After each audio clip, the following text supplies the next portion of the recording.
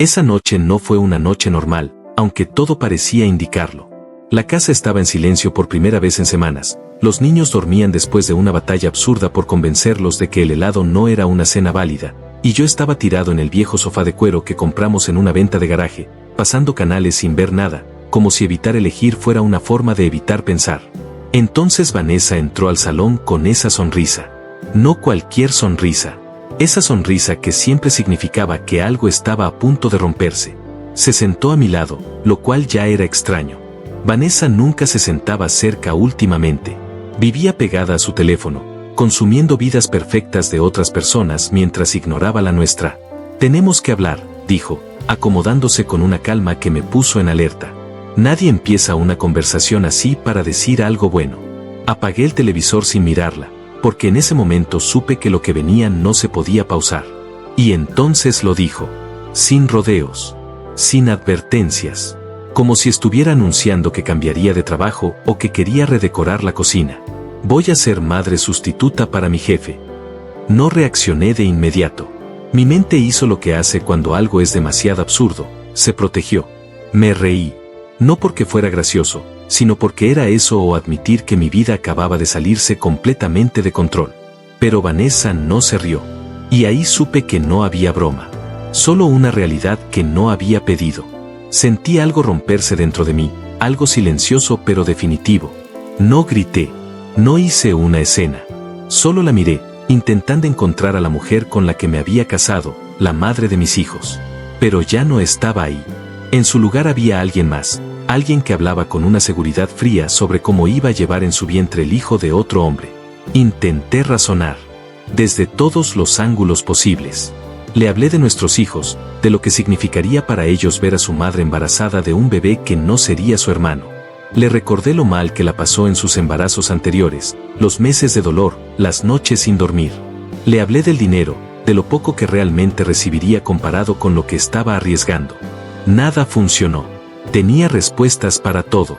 Siempre las tenía. Y lo peor no era lo que decía, sino cómo lo decía. Como si yo fuera el irracional. Como si oponerme fuera una falla moral. Es mi cuerpo, Jen. No necesito tu permiso. Esa frase no fue solo una respuesta. Fue una sentencia. En ese momento entendí que ya no éramos un equipo. Que yo había dejado de ser su prioridad hacía tiempo. Y simplemente no me había dado cuenta. Los días siguientes fueron una tortura lenta. Vanessa actuaba como si nada hubiera pasado, tarareando mientras hacía café, hablando de su jefe como si fuera una especie de salvador.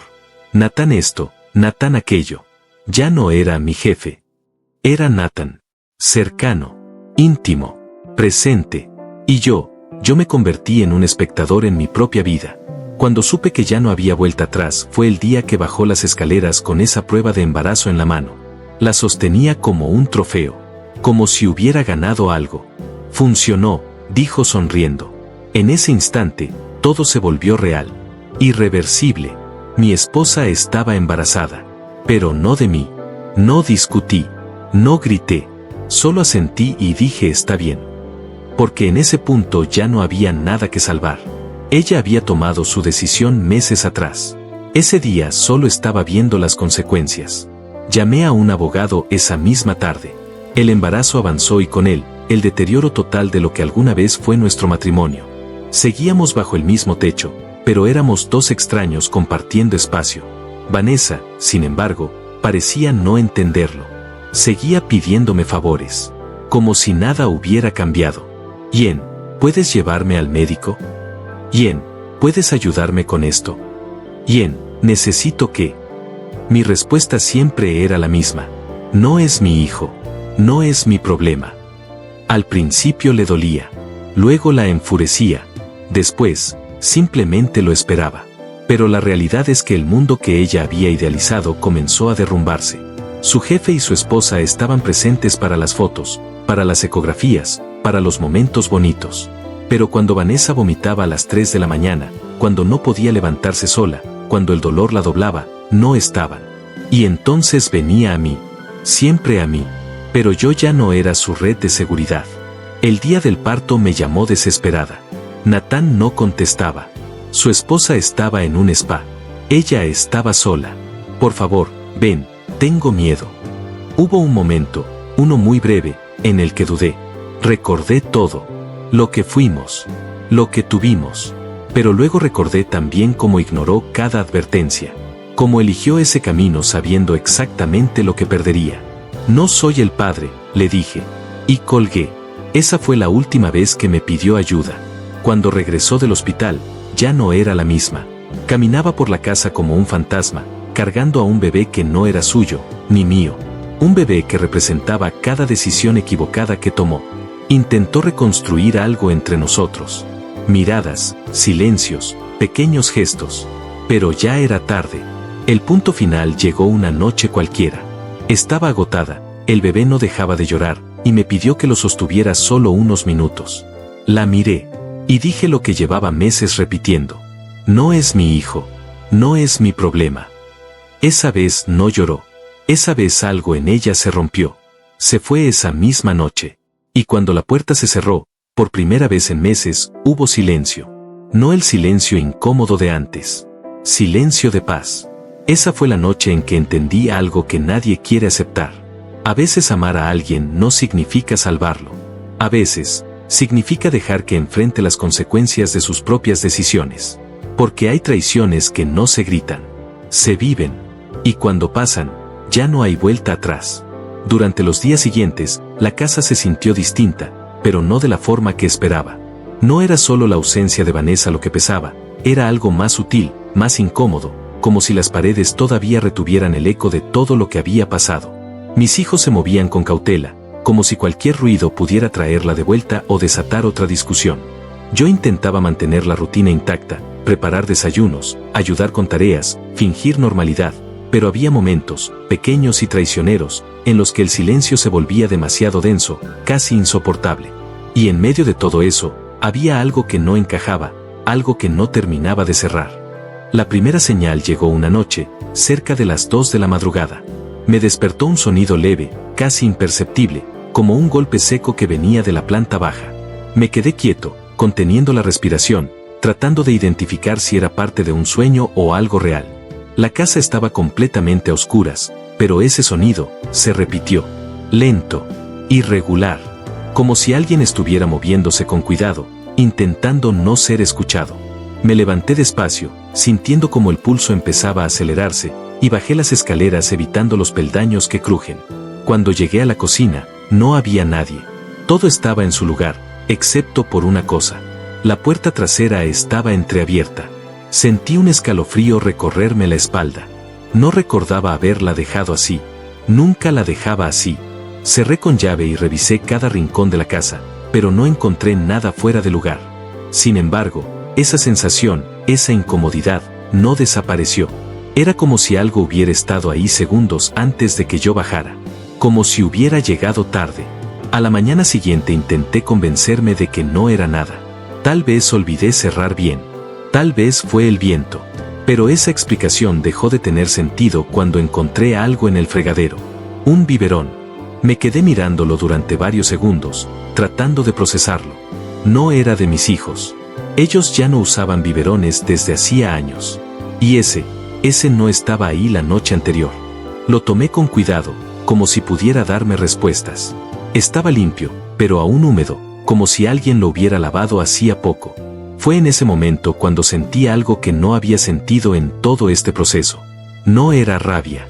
No era tristeza. Era miedo. Intenté racionalizarlo. Tal vez Vanessa había pasado por la casa mientras yo dormía. Tenía llaves. Podría haber venido por algo, olvidado el biberón. Pero, ¿por qué entrar a escondidas? ¿Por qué no decir nada? ¿Por qué hacerlo en la madrugada? Ese mismo día, al salir al trabajo, revisé la cámara de seguridad del porche. No la había mirado en semanas. El sistema guardaba grabaciones de las últimas 48 horas, así que retrocedí hasta la madrugada anterior, con una sensación creciente de que no iba a gustarme lo que iba a ver. Y tenía razón. A la 1:47 de la mañana, la cámara captó movimiento. Era Vanessa, pero no estaba sola. La imagen era borrosa, la iluminación apenas suficiente para distinguir siluetas, pero se podía ver claramente que llevaba algo en brazos. Y detrás de ella, alguien más. Un hombre. Se movían rápido, como si no quisieran ser vistos. Vanessa abrió la puerta con su llave, entró primero, y el hombre la siguió sin dudar. Permanecieron dentro exactamente 12 minutos. 12 minutos. Luego salieron. Ella parecía alterada. Él, tranquilo. Demasiado tranquilo. Retrocedí el video varias veces, intentando ver mejor su rostro, pero siempre quedaba en sombras. Lo único claro era su postura. La forma en que caminaba. Seguro. Familiar. No era la primera vez que entraba ahí. Sentí como algo dentro de mí se tensaba de golpe, como una cuerda a punto de romperse, porque en ese instante entendí algo que no había considerado antes. Esto no había terminado cuando ella se fue. Solo había cambiado de forma. Esa misma noche, cuando regresé a casa, encontré algo más. Una pequeña manta doblada en el sofá. No era nuestra. No era de nuestros hijos. Era nueva, suave, de esas caras que gente como Nathan compra sin mirar el precio. Y ahí fue cuando todo encajó, o peor aún, dejó de encajar completamente. Porque si Vanessa ya no vivía ahí, si el bebé ya no era su responsabilidad, entonces, ¿por qué seguía viniendo?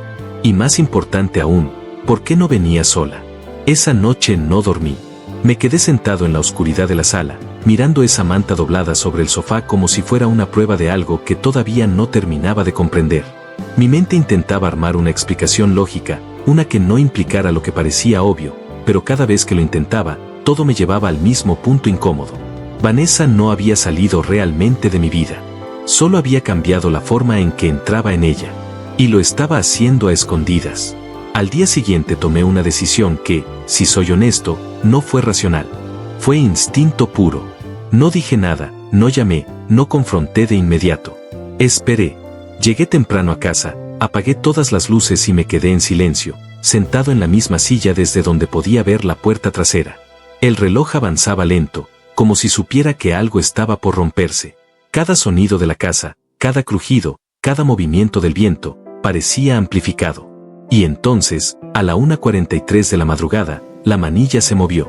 La puerta se abrió con una lentitud calculada, como si quien estuviera del otro lado conociera perfectamente cada rincón de la casa. Primero entró Vanessa. Su silueta era inconfundible, pero había algo distinto en su postura, algo más frágil, más tenso. Llevaba al bebé en brazos, envuelto en esa misma manta. Detrás de ella entró él. Esta vez no era una sombra. Esta vez lo vi claro. Era Nathan. No el hombre impecable de traje caro y voz controlada que hablaba de regalos y familia. Este era otro. Camisa arrugada, ojeras marcadas, una expresión dura, casi desesperada.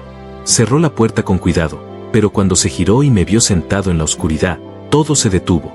Nadie habló durante varios segundos. Vanessa fue la primera en reaccionar. Su respiración se aceleró, como si hubiera sido atrapada en algo que ya no podía ocultar. Nathan, en cambio, se quedó inmóvil, evaluando la situación con una frialdad que ya conocía, pero que ahora se sentía diferente, más peligrosa. ¿Qué están haciendo aquí?, pregunté, y mi propia voz me sonó ajena, más calmada de lo que debería. Vanessa intentó hablar, pero las palabras no le salieron. Fue Nathan quien dio un paso al frente, como si este fuera su terreno, como si siempre lo hubiera sido. Esto no es lo que parece, dijo, y en ese momento supe que sí lo era. Me levanté lentamente, sin apartar la mirada de él. Entonces explícame qué es, respondí, sintiendo como algo dentro de mí se acomodaba, como si finalmente todo empezara a tener sentido, aunque fuera un sentido que no quería aceptar. Vanessa rompió el silencio con una voz temblorosa que no le había escuchado en meses. No podían llevárselo, dijo, abrazando más fuerte al bebé. Claire no quería. Cambió de opinión después del parto. Dijo que no estaba preparada, que no sentía conexión, que todo esto fue un error. Sentí como el aire se volvía más pesado. Miré a Nathan, esperando que negara, que corrigiera, que dijera algo que desmontara esa locura. Pero no lo hizo. Bajó la mirada por un segundo, lo suficiente para confirmar lo que ya era evidente. ¿Y tú?, le pregunté, dando un paso más cerca. ¿También cambiaste de opinión? Nathan soltó una risa seca, sin humor. No es tan simple, respondió, pero esa respuesta fue suficiente. Todo encajó de golpe. El embarazo, la ausencia, la indiferencia, las promesas vacías. No querían un hijo, querían la idea de un hijo. Y cuando la realidad llegó, no supieron qué hacer con ella. Así que la dejaste con él, dije, mirando a Vanessa. La dejaste sola con todo esto. No fue así, respondió ella, pero ya no importaba cómo lo explicara. La escena hablaba por sí sola. Estaban en mi casa, a escondidas, en plena madrugada, con un bebé que nadie parecía querer asumir completamente.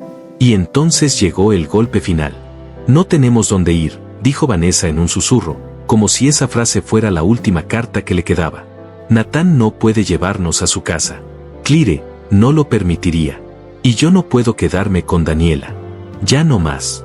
Jen, solo necesitamos tiempo. Tiempo.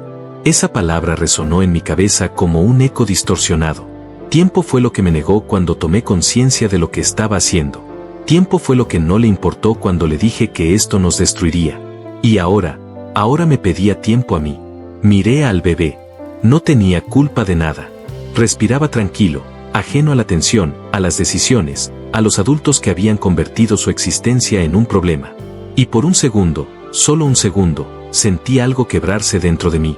No por Vanessa, no por Nathan, por él. Pero ese segundo pasó. Y con él, cualquier duda. No, dije finalmente. No levanté la voz. No hice un escándalo. Solo esa palabra, firme, definitiva, cayó en medio de la sala como una sentencia. Vanessa dio un paso hacia mí, desesperada. Jen, por favor, no puedes. Sí puedo, la interrumpí, y por primera vez en toda la historia, no hubo rabia en mi voz. Solo claridad. Puedo porque ya lo hice. Me fui el día que elegiste esto. Todo lo demás, solo fue esperar a que lo entendieras. Nathan intentó intervenir, pero levanté la mano sin mirarlo siquiera. Tú no hablas aquí. Tú ya hablaste suficiente cuando pensaste que podías comprar una vida sin hacerte cargo de ella. El silencio que siguió fue distinto a todos los anteriores. No era incómodo. Era final. Vanessa empezó a llorar, pero ya no había nada que rescatar en esas lágrimas. No había arrepentimiento que pudiera devolver lo que se había roto. Nathan tomó aire, como si fuera a decir algo más, pero tampoco lo hizo. Porque en el fondo, los dos sabían que no había argumento posible que cambiara lo que ya estaba decidido. Les abrí la puerta. No dije nada más. Vanessa salió primero, sosteniendo al bebé con fuerza, como si ese fuera el único vínculo que le quedaba con algo real. Nathan la siguió, en silencio, sin esa seguridad que tenía antes. Y cuando cruzaron el umbral, entendí que no solo estaba cerrando la puerta de mi casa. Estaba cerrando una etapa de mi vida. Pasaron meses después de eso. El divorcio se concretó. La casa quedó en silencio, pero esta vez no era un silencio incómodo, ni tenso. Era un silencio limpio. Mis hijos empezaron a reír más. Yo empecé a respirar distinto. No mejor de inmediato, pero diferente. Más consciente. A veces me preguntan si me arrepiento. Si en algún punto debía haber hecho algo distinto, haber sido más comprensivo, más paciente, más, lo que todos esperaban que fuera. Y la verdad es que no lo sé. Lo único que sé es que hay decisiones que cambian todo, no solo para quien las toma, sino para todos los que están alrededor. Y cuando alguien cruza cierta línea, no siempre hay camino de regreso. Vanessa eligió. Nathan eligió. Y yo también. La diferencia es que yo fui el único que aceptó vivir con esa elección hasta el final. Si llegaste hasta aquí, probablemente algo de esta historia te tocó más de lo que esperabas. Tal vez porque viste algo familiar, o porque te hizo cuestionarte qué habrías hecho en mi lugar. Me interesa saberlo. De verdad. Déjame tu opinión en los comentarios, porque estas historias no son solo mías, pasan todos los días, en silencio, en casas como la tuya o la mía. Y si quieres escuchar más historias así, reales, incómodas, de esas que no siempre tienen un final bonito pero sí un honesto, suscríbete. Porque a veces, lo único que nos queda, es aprender de lo que otros vivieron demasiado tarde.